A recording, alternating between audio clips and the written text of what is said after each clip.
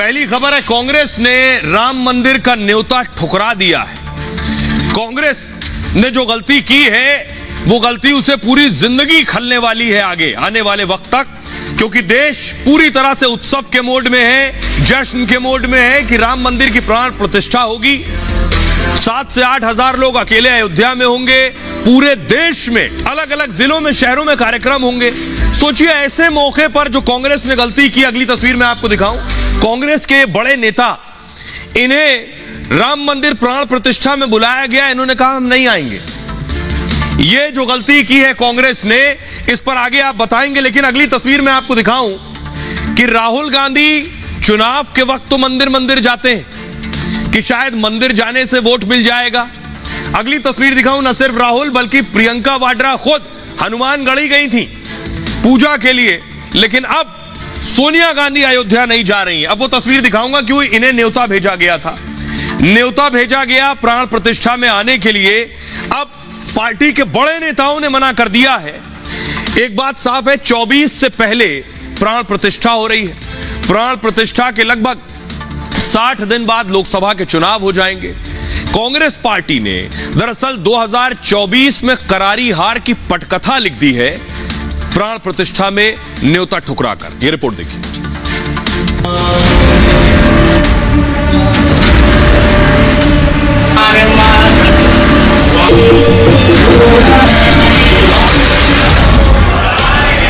क्या आश्चर्य की बात नहीं। वो दर्शन करने किसे जाएंगे? ये सत्य नहीं है कि कांग्रेस ने वहां भगवान राम का मंदिर न बने इसके लिए बड़े बड़े वकील खड़े किए। विनाश काले विपरीत बुद्धि। ठीक 2024 लोकसभा चुनाव से पहले कांग्रेस खुद अपना बेड़ा गर्क करने जा रही है। कांग्रेस ने 22 जनवरी को अयोध्या जाने से इनकार कर दिया। रामलला की प्राण प्रतिष्ठा के निमंत्रण को ठुकरा दिया। कांग्रेस का कोई भी बड़ा नेता प्राण प्रतिष्ठा में नहीं जाएगा। चुनाव में मंदिर मंदिर घूमने वाली कांग्रेस को आखिर राम से परहेज क्यों? क्या किसी को खुश करने के लिए कांग्रेस राम से मुंह मोड़ रही है? कांग्रेस एक बार फिर राम से किनारा करके सियासत में हिट विकेट हो गई। ये इस कार्यक्रम में नहीं उपस्थित होंगे तो पहले से उनका यही सोच था, आज भी सोच दिखा है और मुझे नहीं लगता उनकी सोच बदलने वाली है। अब आपको मैं बताऊं कि आखिर कांग्रेस दलील क्या दे रही है। कांग्रेस की दलील भी हास्यास्पद है, जो कांग्रेस का ही मजाक उड़ाएगी। कांग्रेस कह रही है ये जो प्रोग्राम है ये आरएसएस और बीजेपी का प्रोग्राम है, इसलिए हम नहीं जाएंगे। सोचिए, श्री राम का प्रोग्राम कांग्रेस और बीजेपी का प्रोग्राम हो सकता है। राम मंदिर प्राण प्रतिष्ठा कार्यक्रम में कांग्रेस के ये 3 नेता नहीं जाएंगे, सोनिया गांधी, मल्लिकार्जुन खड़गे और अधीर रंजन चौधरी। 22 जनवरी के कार्यक्रम को न्योता नामंजूर कर दिया। प्राण प्रतिष्ठा कार्यक्रम में न्योते के बाद से ही पार्टी असमंजस में थी। जैसे ही से इन्हें इनविटेशन मिला, यह न्योता पार्टी के लिए एक तरफ कुआं और दूसरी तरफ खाई की तरह था। अयोध्या जाकर पार्टी मुस्लिम वोटर से नाराज, उसे डर था कि मुस्लिम वोटर कहीं नाराज ना हो जाए। पार्टी के लिए अयोध्या ना जाने का फैसला भी आसान नहीं था। इससे देश के हिंदू वोटर कांग्रेस से नाराज हो जाएंगे, यह भी डर था। बीजेपी इसको लेकर कांग्रेस पर हमला कर सकती है, यह भी डर था। कांग्रेस कार्यक्रम में जाने और ना जाने को लेकर नफा नुकसान पहले पार्टी ने आंका। इंडिया अलायंस के कई दल कार्यक्रम में जाने से पहले इनकार कर चुके हैं। सबको भाप लिया कौन क्या कह रहा है, फिर हम फैसला लेंगे। प्राण प्रतिष्ठा से 12 दिन पहले कांग्रेस ने स्थिति साफ की। पहले पार्टी ने कहा न्योता मिला, सही वक्त पर फैसला लेंगे। आज कांग्रेस ने इसको लेकर प्रेस रिलीज जारी की, जिसमें क्या कह रहे हैं, जिसमें कहा गया कि तीनों नेता प्राण प्रतिष्ठा में नहीं जाएंगे। पार्टी न्योते को ससम्मान अस्वीकार करती है। पूरे कार्यक्रम को आरएसएस और बीजेपी का इवेंट बताया। अर्धनिर्मित मंदिर का उद्घाटन चुनावी लाभ के लिए किया जा रहा है। कांग्रेस कह रही यानी मंदिर अभी बना नहीं है, अधूरा मंदिर बना है और उसका उद्घाटन केवल चुनाव के लिए किया जा रहा है। भगवान राम की पूजा अर्चना करोड़ों भारतीय करते हैं। धर्म मनुष्य का व्यक्तिगत विषय होता है। बीजेपी आरएसएस ने राम मंदिर को एक राजनीतिक परियोजना बना दिया है। विपक्षी गठबंधन के कई नेता पहले ही न्योता अस्वीकार कर चुके हैं। ममता बनर्जी, सीताराम येचुरी ने न्योता स्वीकार कर दिया। 22 जनवरी को अयोध्या में प्राण प्रतिष्ठा का कार्यक्रम है, जिसमें नरेंद्र मोदी, योगी आदित्यनाथ समेत 6000 से ज्यादा लोगों को निमंत्रण भेजा गया है। इसमें मोदी मुख्य यजमान के तौर पर मौजूद रहेंगे। अलग अलग क्षेत्र से जुड़े नामी चेहरे भी आएंगे इस प्रोग्राम में, इस उद्घाटन कार्यक्रम में। अब मैं आपको बताऊं, कांग्रेस ने यह सेल्फ गोल कर लिया है। कांग्रेस के अपने नेता प्रमोद कृष्णम कांग्रेस पर हमला कर रहे हैं। पहले देखिए स्मृति ईरानी क्या कह रही। स्मृति ईरानी ने कहा, कांग्रेस ने भगवान राम के अस्तित्व को नकार दिया। उन्होंने प्राण प्रतिष्ठा का निमंत्रण ठुकरा दिया। इंडी गुट ने हमेशा ही सनातन धर्म का विरोध किया है।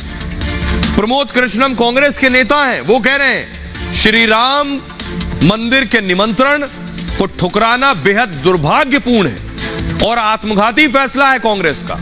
आज दिल टूट गया है। अनुराग ठाकुर कह रहे हैं, कांग्रेस बार बार भगवान राम का विरोध करती है। कांग्रेस ने हिंदू आतंकवाद की बात की, भगवान राम को काल्पनिक बताया। जनता भी आने वाले समय में निर्णय करने वाली है। आइए अब आपको सुनवाता हूं, कांग्रेस घिर गई है। सियासतदान क्या कह रहे हैं, सुनिए। मेरे को इन्विटेशन आया, सोनिया गांधी जी को इन्विटेशन आया, हम तय करेंगे अप्रूव। बाकी के लोग जिनको इन्विटेशन आया है वो अपनी राय दे सकते हैं, अपनी अपनी मर्जी, जो श्रद्धा है वो जा सकते हैं। क्या आश्चर्य की बात नहीं, इंडिया अलायंस ने सोनिया जी के नेतृत्व में, कांग्रेस के नेतृत्व में बार बार सनातन धर्म की उपेक्षा की, अपमानित किया। क्योंकि कांग्रेस पार्टी ने कभी भी कोई ऐसा कदम नहीं उठाया जिससे ये हो जाता कि उनकी इच्छा थी कि अयोध्या में एक विशाल मंदिर भगवान श्री राम के लिए बने।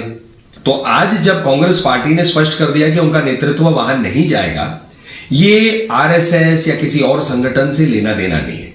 ये तो कांग्रेस की मूल सोच से ही मिलती बात है। वो दर्शन करने कैसे जाएंगे? ये सत्य नहीं है कि कांग्रेस ने वहां भगवान राम का मंदिर न बने इसके लिए बड़े बड़े वकील खड़े किए।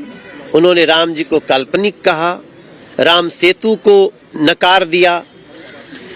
तो आज अगर वो राम जी का मंदिर का दर्शन करने नहीं जाएंगे, इस कार्यक्रम में नहीं उपस्थित होंगे, तो पहले से उनका यही सोच था, आज भी सोच दिखा है और मुझे नहीं लगता उनकी सोच बदलने वाली है। कांग्रेस ने जो अपना इंडिया अलायंस बनाया है, उसके घटक दलों के चलते, प्रेशर के चलते और तुष्टीकरण की राजनीति के लिए कुछ एक विशेष वर्ग की वोट जो लेते हैं, उसको लेकर उन्होंने ये विरोध जताया है। नहीं आएंगे तो भी बदनाम होंगे और आएंगे तो हमारे जाल में फंस जाएंगे। अजीब किसी की बात है भाई। और भगवान के आड़ में ये लोग वोट ले रहे हैं। उनका मन परिवर्तन 21 तारीख तक हो जाएगा और वह इस कार्यक्रम में सम्मिलित होकर अपने सौभाग्य की वृद्धि को देखेंगे। कांग्रेस का कहना है ये बीजेपी और आरएसएस का कार्यक्रम है। क्या ये वाकई बीजेपी आरएसएस का कार्यक्रम है? और अगर है भी तो राम के नाम पर सियासत से ऊपर उठकर सोचना पड़ेगा। लेकिन पहले मैं बताऊं ये कार्यक्रम किसका है और राम मंदिर का काम कौन देखता है। कांग्रेस ने कार्यक्रम को कह दिया कि ये बीजेपी आरएसएस का कार्यक्रम है, हम तो नहीं जाएंगे।